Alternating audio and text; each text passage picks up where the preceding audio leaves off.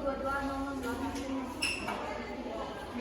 saya Okta Putri Wahyuni dengan NPM FOI 0221001. Baiklah, saya Fani Candia, NPM FOI 02201. Saya Dela Puspinasari, NPM FOI 02203. Saya Aldo Media Satya Taslam, NPM 0I022034.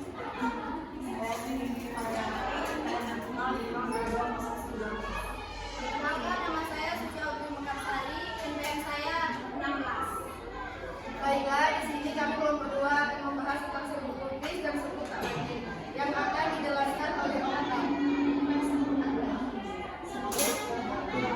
Serbuk kabur yang akan dijelaskan oleh Okta. Baiklah, saya di sini akan menjelaskan pengertian dari kultis dan jenis-jenisnya.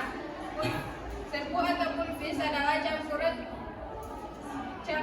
kering bahan obat atau zat kimia yang dihaluskan ditujukan untuk pemakaian oral atau pemakaian luar. Karena mempunyai luas penggunaan yang luas, serbuk lebih mudah terdispersi dan lebih larut daripada bentuk sediaan yang dipadatkan. Adapun serbuk dibagi menjadi dua, yaitu serbuk terbagi atau peres, dan dua serbuk tak terbagi, yaitu kulfis. Serbuk terbagi adalah serbuk yang dibagi dalam bobot yang lebih kurang sama, dibungkus menggunakan bahan pengemas yang cocok untuk sekali minum. Contohnya kertas perkamen. Dua serbuk tak terbagi atau kulfis. Serbuk tak terbagi adalah serbuk yang tidak terbagi dalam jumlah banyak. Jika dalam suatu serbuk dinyatakan suatu cara pemakaian dalam takaran sendok teh atau sendok lain, maka selalu sesendok rata takaran serbuk yang digunakan. Adapun jenis-jenis serbuk atau kulfis, yaitu yang pertama kulfis adversorius atau serbuk tabur. Kulfis adversorius adalah serbuk ringan, bebas dari busiran kasar dan dimaksudkan untuk obat luar. Serbuk ini umumnya dikemas dalam wadah yang bagian atasnya berlubang halus untuk memudahkan penggunaan pada kulit. Adapun syarat-syarat kulfis adversorius yaitu tal, kolin, dan bahan-bahan mineral lainnya yang digunakan untuk serbuk tabur harus memenuhi syarat bakteri Clostridium tetani.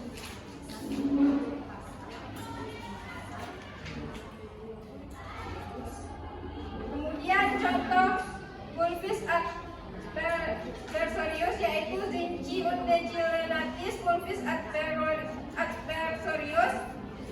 Yang kedua sulfanilamidi kulfis adversorius. Yang ketiga kulfis salicilatis. Kedua kulfis dentifricaceus atau serbuk gigi, yaitu biasanya menggunakan karmin sebagai pewarna yang dilarutkan terlebih dulu dalam kloroform atau etanol 90%. Kemudian yang ketiga kulfis sternotatorius atau serbuk bersih. Serbuk ini adalah serbuk bersih yang penggunaannya dihisap melalui hidung, sehingga serbuk tersebut halus sekali. Kemudian kulfis effervescens. Serbuk effervescens merupakan serbuk biasa yang digunakan sebelum ditelan dilarutkan terlebih dahulu dalam air dingin atau air hangat, dan dari proses larutan ini akan mengeluarkan gas CO2. Kemudian membentuk larutan yang pada umumnya jernih.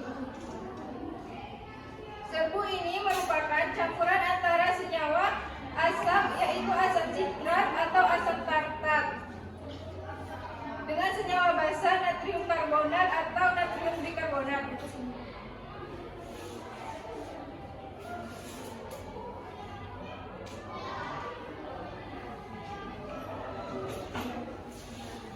Baiklah, selanjutnya akan dijelaskan oleh Zeki.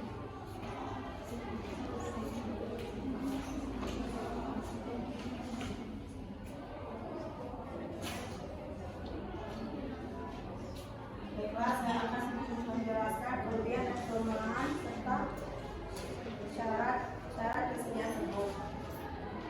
Yang pertama itu kelebihan serbuk, yaitu Satu, dokter lebih leluasa dalam memilih dosis yang sesuai dengan keadaan si penderita. Yang kedua, lebih stabil terutama untuk obat yang diusap oleh air. Yang ketiga, penyerapan lebih cepat dan lebih sempurna dibanding sediaan padat lainnya. Yang ketiga, penyerapan lebih cepat dan lebih sempurna dibanding sediaan padat lainnya. Yang keempat, digunakan untuk anak-anak dan orang dewasa yang sedang menelan kapsul atau tablet. Yang kelima itu, obat yang terlalu besar volumenya dibuat tablet atau kapsul dapat dibuat dalam bentuk serbuk.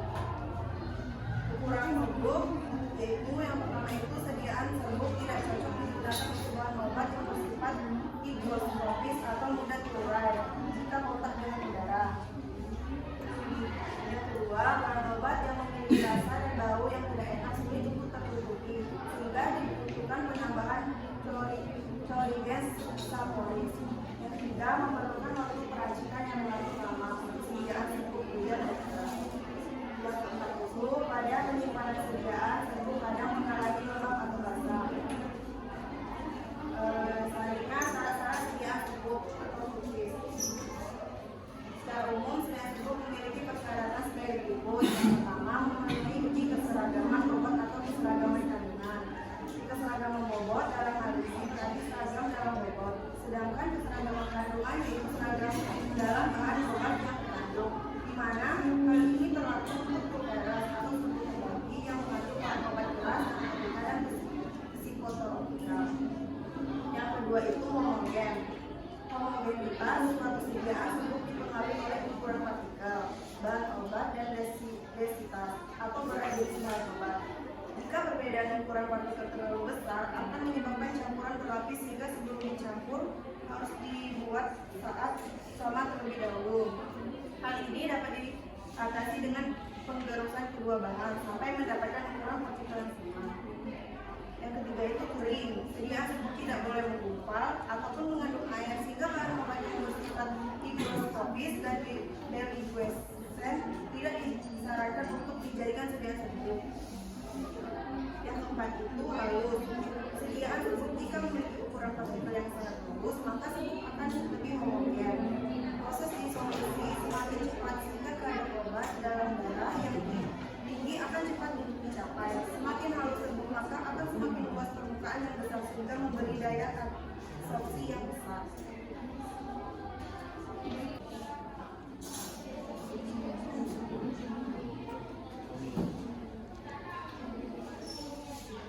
Syarat-syarat sediaan serbuk atau cookies. Yang pertama yaitu memenuhi uji keseragaman bobot atau keseragaman kandungan. Dan yang kedua itu harus homogen. Yang ketiga harus kering. Dan yang keempat halus. Selanjutnya.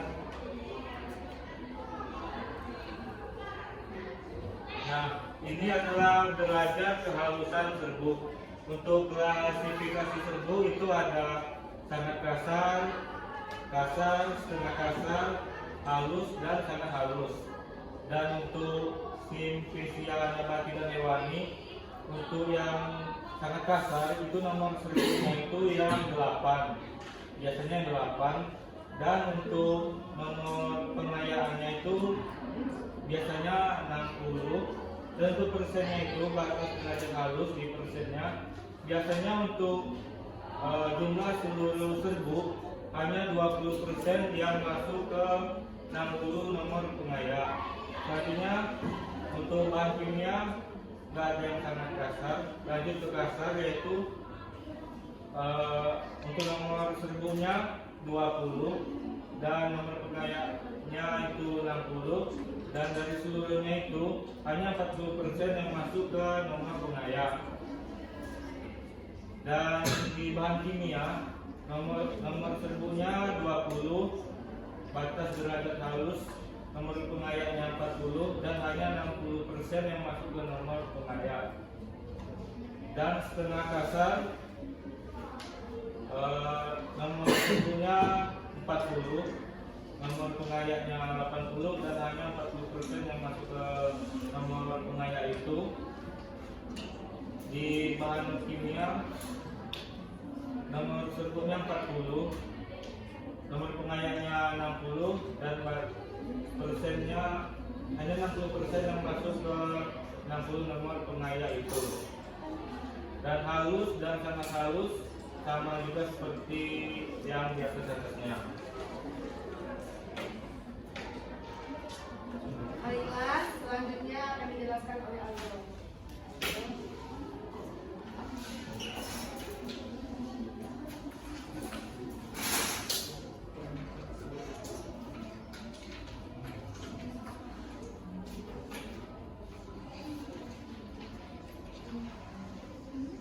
Oke, baiklah, saya akan menjelaskan tentang metode penyiapan serbuk. Proses penyiapan sediaan serbuk hendaknya dilakukan secara cermat supaya tidak ada bahan yang tertinggal pada dinding mortir sehingga dapat mempengaruhi takaran bahan aktif. Perhatian yang lebih harus diberikan pada serbuk yang berkhasiat keras dan diracik dalam jumlah kecil. Mortir yang digunakan untuk mencampur serbuk hendaknya memiliki permukaan yang halus sehingga menghindari adanya bahan obat yang tertinggal pada pori-pori mortir. Secara umum, tahapan pembuatan sediaan serbuk adalah penimbangan, pencampuran, dan penghalusan serbuk dalam mortir. Pembagian untuk serbuk terbagi dan pengemasan. Penimbangan bahan untuk pembuatan serbuk yang melewati pengayakan perlu dilebihkan lebih kurang 10% untuk mengganti masa serbuk yang mungkin tertinggal pada ayaan. Beberapa prinsip ini dapat diterapkan pada saat mencampur serbuk. 1.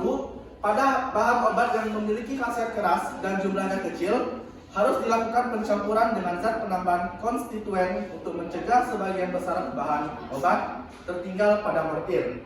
2. Obat berbentuk bongkahan besar atau kristal hendaknya digerus terlebih dahulu hingga halus dalam mortir. 3. Obat-obat yang memiliki warna yang berlainan harus dicampur merata sehingga memiliki warna yang homogen. 4. Obat yang volumenya kecil atau jumlahnya sedikit harus dicampurkan lebih dulu, lalu diikuti oleh obat-obat dengan volume yang lebih besar atau jumlah yang lebih banyak. 5. Bahan obat yang memiliki bobot kurang dari 50 mg atau jumlah yang tidak dapat ditimbang, maka harus dilakukan pengenceran dengan menggunakan zat tambahan yang sesuai. Contohnya pada phenobarbital 40 mg. Cara pengerjaannya adalah dengan cara ditimbang phenobarbital 50 mg, lalu ditambahkan laktosa dan sedikit cermin dengan sejumlah 450 mg, sehingga didapatkan bobot campuran 500 mg. Untuk mendapatkan bobot yang setara, phenobarbital 40 mg diambil dari campuran tersebut sebanyak 400 mg. Yang keenam adalah bahan obat yang bersifat higroskopis seperti kalium bromida dan natrium bromida hendaknya dicampur dalam mortil panas untuk menghindari serbuk menjadi basah.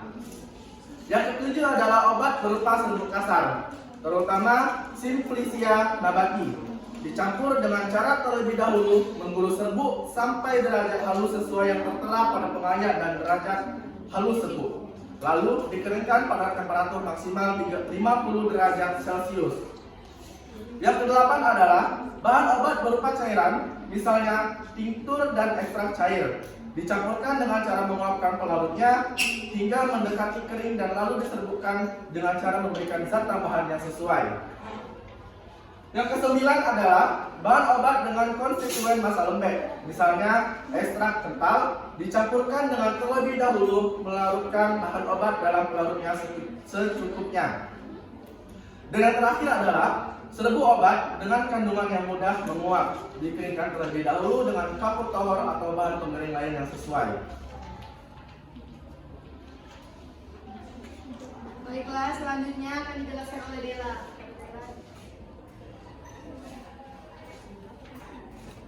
Baiklah, di sini saya akan menjelaskan mengenai OTT.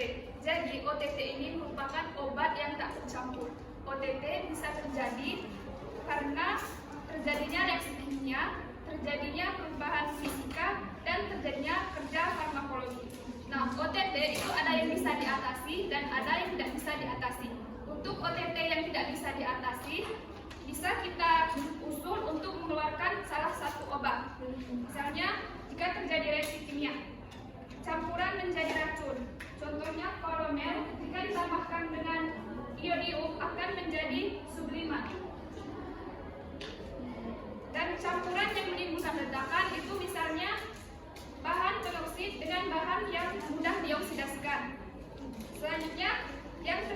perubahan warna. Misalnya antiprint ditambah nitrit itu akan menjadi warna hijau. Baiklah, selanjutnya akan dijelaskan oleh Pani. Yang kedua, terjadi perubahan fisika. Misalnya, golongan alkaloid akan diserap oleh norit. Yang ketiga, terjadi kerja farmakologi yang merugikan. Misalnya, fenacetin akan merusak ginjal sehingga tidak boleh digunakan untuk pasien dengan kerusakan ginjal. Yang kedua, amidopirin dapat menyebabkan kanker usus. Yang ketiga, heksamin dengan golongan sulfat yang termasuk golongan antagonis. Selanjutnya akan dijelaskan oleh Lesti. Baiklah, di sini saya akan menjelaskan OTT yang dapat diatasi. OTT yang dapat diatasi masing-masing obat dilapisi zat tambahan jika yang pertama itu terjadi reaksi kimia, misalnya alkaloid dengan logam berat ester belladonnae plus agen NO3 teroksidasi. Yang kedua, terjadi perubahan fisika, misalnya campuran mentol, bimol, dan salol menjadi titik didihnya akan turun, mudah mencair. Yang ketiga, itu ada terjadi kerja farmakologis, misalnya campuran obat hipnotik plus obat sedatif plus kafein dalam perbandingan tertentu masih dapat diberikan. Sekian. Izin bertanya. Perkenalkan, nama saya Deona Juliana, NPM F0I022-035. Tadi kalian menulis di syarat-syarat serbuk itu ada memenuhi uji keseragaman bobot atau keseragaman kandungan. Pertanyaan saya, bagaimana agar kita mengetahui bahwa serbuk itu sudah memenuhi uji keseragaman bobot atau keseragaman kandungan? Terima kasih. Baiklah, zat yang dikandung. Nah, itu kalau misalnya keseragaman bobot itu kan seperti timbangan. Berarti kita dengan cara, kalau kita untuk mengetahuinya itu tuh dengan cara ditimbang. Jadi semua bahannya itu tuh sudah sama rata. Kalau dengan zat yang dikandung itu tuh sama, tapi dia sampai homogen. Kayak kalau misalnya sediaan kita itu tuh dua-duanya berwarna putih dicampur dengan sedikit karmin sehingga dia berubah menjadi warna-warna pink, sehingga kita tahu kalau kandungan itu tuh sudah homogen, jadi udah menyatu. Apa jawabannya bisa diterima? Baiklah, pertanyaan selanjutnya akan dijelaskan oleh Pani. Kepada Pani. Jadi pertanyaan dari Anissa adalah contoh dari zat hidrokopis. Hidrokopis adalah kemampuan dari suatu zat untuk menyerap molekul air dari zat di sekitarnya. Contohnya itu adalah madu, gliserin, etanol, metanol, asam sulfat, natrium hidroksida atau soda kaustik. Apakah jawaban saya dapat diterima? Baiklah. Maksud dari campuran mentol, bimol, dan salol. Jadi ketiga itu adalah sediaan dan ketiga itu memiliki karakteristik dapat mencair, dan jika mencair cara mengatasinya dengan menambahkan zat tambahan yang dapat mengentalkan atau dapat mengeringkan zat mencair itu. Dan jika sudah kental, dilanjutkan dengan digerus dan diayak. Sekian, apakah saudari Indrika sudah dapat menerima jawabannya? Tahun 12. Saya dari kelompok 5 yang bertanya mengenai pemaparan derajat kehalusan. Dari mana landasan atau caranya kehalusan itu bisa diukur? Karena kita melihat nih dari sisi serbuk itu kan dia butir. Kalau dia berbutir, kok lain Pada Putri Anissa.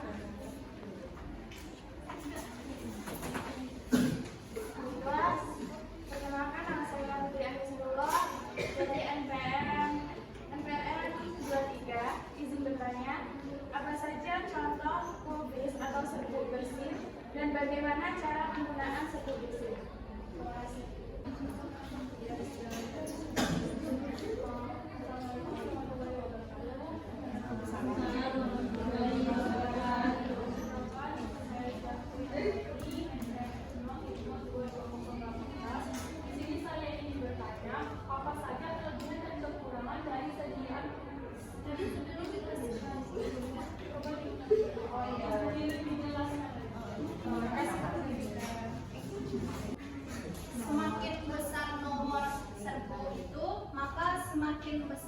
semakin kecil serbuknya. Jadi digunakan pengayak yang lebih besar lagi. Apakah jawaban bisa diterima? Dari pengayak itu kita nih, itu kan ada derajat kehalusan. Serbuk itu lentir. Dia kan kalau diayak kan gumpal. Ada lentir yang menggumpal kan? Menggumpal kalau dia kasar, ya kalau dia kasar. Terus nah kehalusan lagi kita terus lagi dan itu diayak lagi. Sampai diayak. Ya. Kalau misalkan dia menggumpal itu, otomatis kan yang ada klasifikasinya ada kasar itu gimana ya? Karena kan manusia. Oh gimana yang main-main? Pengganti nomor pengayakannya. Seperti apa? Tadi kita bukan sudah dijelaskan, ada yang sangat kasar, Yang ada itu nomor serbuknya 8, kasar nomor serbuknya 20, setengah kasar 40, halus 60, dan secara halus itu 80. Nah, itu nomor pengayaknya silahkan dilihat dari sininya. Untuk semakin halus serbuk itu silakan mulai semakin besar nomor serbuknya, itu maka hasil dari serbuk tersebut semakin halus. Bisa diterima? yang di belakangnya itu nominalnya. Nanti dulu ya, jangan ngomong itu yang kan ada kan jelas. Kan tidak enak kalau bahas ini kan sementara administrasi kurang etika nih gitu. Agak tidak enak aja sih.